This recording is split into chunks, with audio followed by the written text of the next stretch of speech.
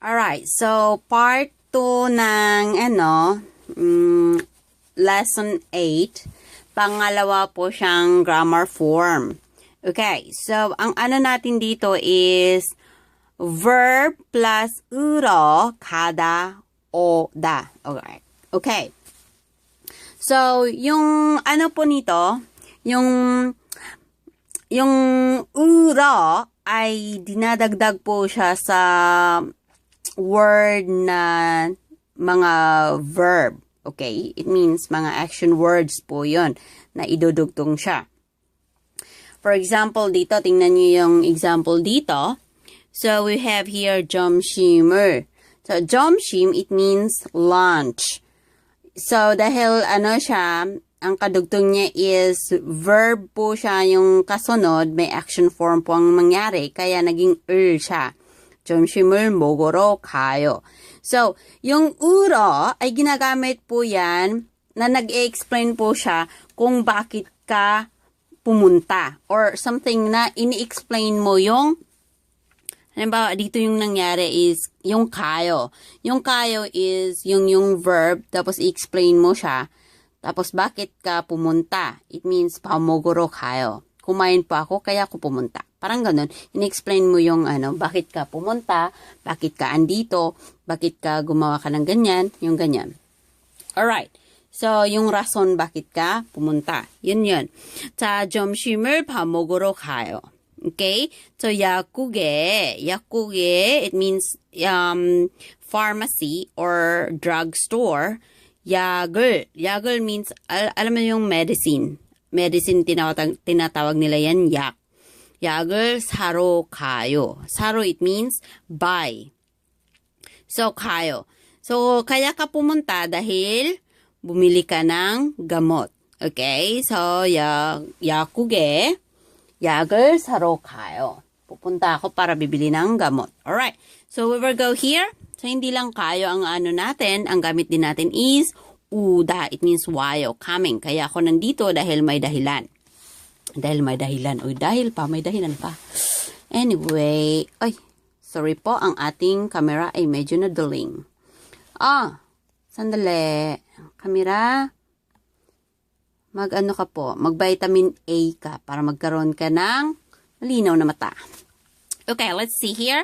집에 친구들이 놀러 와요. Okay, so, yung mga friends ko, pupunta sila sa bahay. Para ano? Para magnolo. Nolo, anong ibig sabihin ng nolo? It means, yung parang pumunta lang sila para maglaro. Nolo wayo. Okay, so, nolo wayo. Paliwa, nuluwa, parang may mga words na ginagamit yung mga nuluwa, nuluka, parang ganun. So, nulo, it means go and play, go and enjoy something. Parang ganun. Okay. So, meron akong dinadagdag, pangdagdag kaalaman, or kung sa sa mga taong matatalino or sa gustong mag-aral, pagdagdag kaalaman. Sa mga taong medyo naguguluhan, pagdagdag sakit sa ulo. Parang ganun. Ganun lang yun Ganun lang yun ba yun? Talaga naman ganun, di ba? Pag hindi mo naintindihan, sakit sa ulo lang yan. Yung parang, pag talagang nag-aaral yung isang tao, parang dagdag kaalaman. Okay? Sa mga taong hindi mahilig mag-aral, sakit sa ulo. Ay, ganun pala. Ganun pala yun ang term dapat, di ba? Okay, so verb plus 으러, 가다, 오다. Alright? So, pag maging sentence na po yan, hindi yan kada ha. Maging kayo na yan or wayo. Alright? So, we will go. Ano ba yun? Expression ko. Alright? Expression lang po yan ha. Okay, 점심을 먹으러 가요. Ayan yung kanina na explanation kanina, di ba? 점심을, it means lunch. Lunch, 먹으러. It means eat. 가요. 그래서 kakain pa ako ng tanghalian kaya pumunta. 자, 약국에 약을 사러 가요. Parang pumunta ako para bibili ng gamot. Okay. So, yung saro, it means sinasabi mo yung dahilan kung bakit ka pumunta. Alright? Sinasabi mong dahilan bakit nandito ka. Parang ganun yun. Ito yung sinabi din, 집에.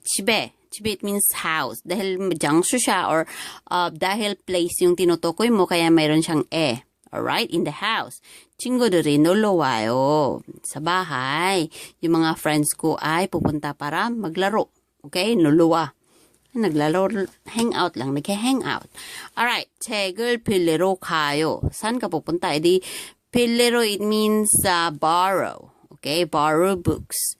Sa 책을, it means book. 빌리러, it means borrow. Yung manghiram, hiram ba, hiram. Sa manghiram po ng libro, kaya aalis. Aalis, manghiram ng libro. Alright, aalis, manghiram ng libro. Alis, manghiram ng libro. Let's see. 자, next. 운동장에, di ba alam mo yung 운동장? Yun yung playground. Anong gagawin mo sa playground? 운동하러, it means nag-exercise. 가요, it means pupunta mag-exercise sa 운동장. So, pupunta ka. Para ano? Mag-exercise. Saan? Sa 운동장. Para alam mo yung form ng why, what, and parang ganun. Who and why and what. Oh, meron pang where, venue, yan, di ba? Okay, let's see. So, 오늘, it means today, di ba? Today, 친구들, 친구, it means friend. 들, marami yata, kaya 들에, 친구들이, 뭐 어떻게 되는데, 집에 숙제하러 와요. Ayusin muna natin yung camera ha. Sandali, maduling muna kayo. Oops!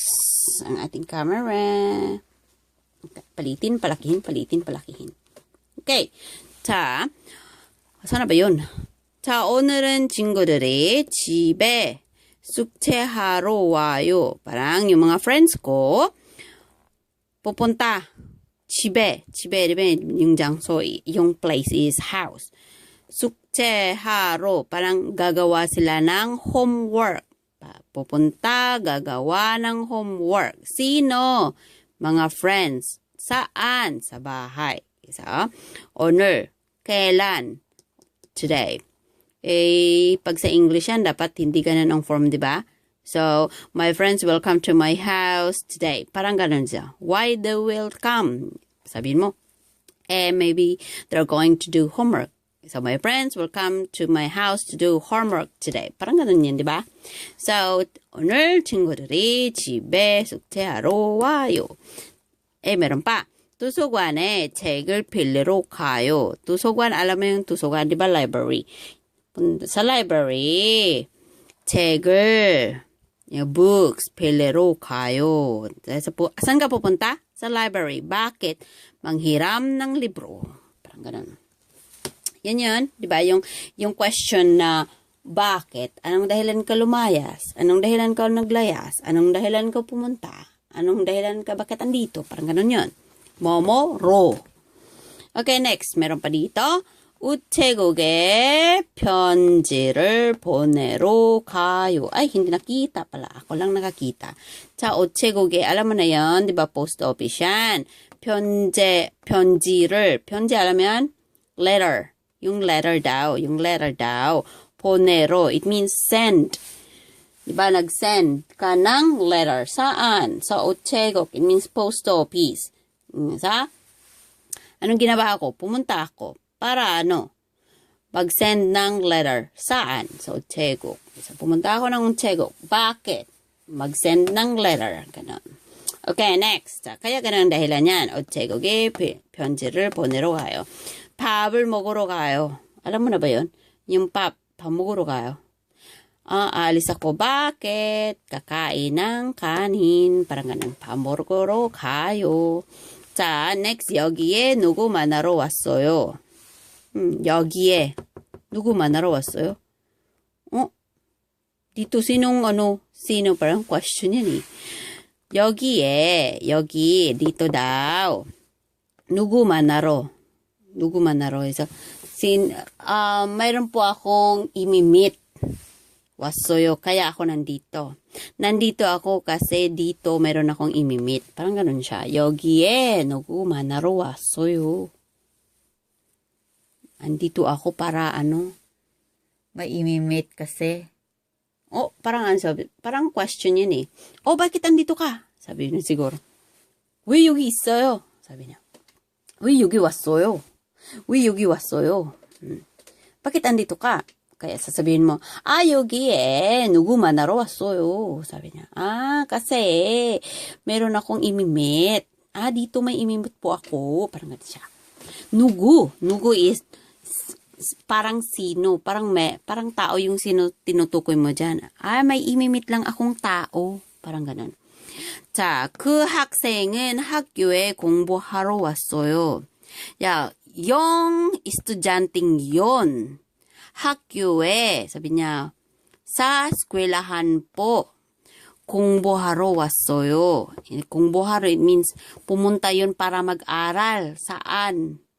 Pumunta yan dito para mag-aral. Or sabihin na, pumunta yan sa eskwelahan para mag-aral. Ang ibig sabihin kaya, hindi siguro yun, yung hakseng na yon, it means, parang ibang klaseng hakseng yun. Di ba? Pumunta yun sa eskwelahan. Yung estudyanteng yon, pumunta yan sa eskwelahan para mag-aral. Parang ganun siya. 그 학생은 학교에 pumunta siya sa eskwelahan po, 공부하러 mag-aral po kaya andito. 왔어요. 왔어요? andito? Sabi niya. 왔어요. Di ba yun yung word na pumunta? Pumunta? Parang nakarating. Parang ganun. Nakarating yung hakseng sa eskwelahan para mag-aral. Parang ganun, di ba? Pilusupong tao yun. Anyway, yun lang po. 그 학생은 학교에 공부하러 왔어요. Tapos kung ako kaya, sabihin ko kaya, 한국에 일하러 왔어요. Parang ganun. Di ba? Pumunta ako ng Korea para trabaho. Di ba? Tapos ano pa? 한국에, bakit kaya ako andito? 뭐 하러 왔지? 한국에 놀러 왔어요. Sabihin ko yung mama at papa ko, di ba? Yung mama at papa ko pumunta ng Korea para mag-hangouts or something na para mamamasyal. Alright, di ba? So, 놀러 왔어요. 우리 엄마 아빠가 한국에 왔어요. Bakit? Para mag놀러. 그래서 우리 엄마 아빠가 한국에 놀러 왔어요. 놀러 왔어요. Okay, parang ganon. Yung parang sinasabi mo yung rason bakit. Halimbawa, bakit ino-on mo yung TV? So, ino-on ko yung TV dahil manood ako ng TV. So, TV를 켜서, 왜냐? Bakit? Gusto ko lang manood ng TV. So, TV를 보러 켜놨어요. Parang ganon. Alright, well, yun lang po ang maidagdag ko sa inyo. Sana practice din kayo konti. Konti lang po. Hindi naman paramihan.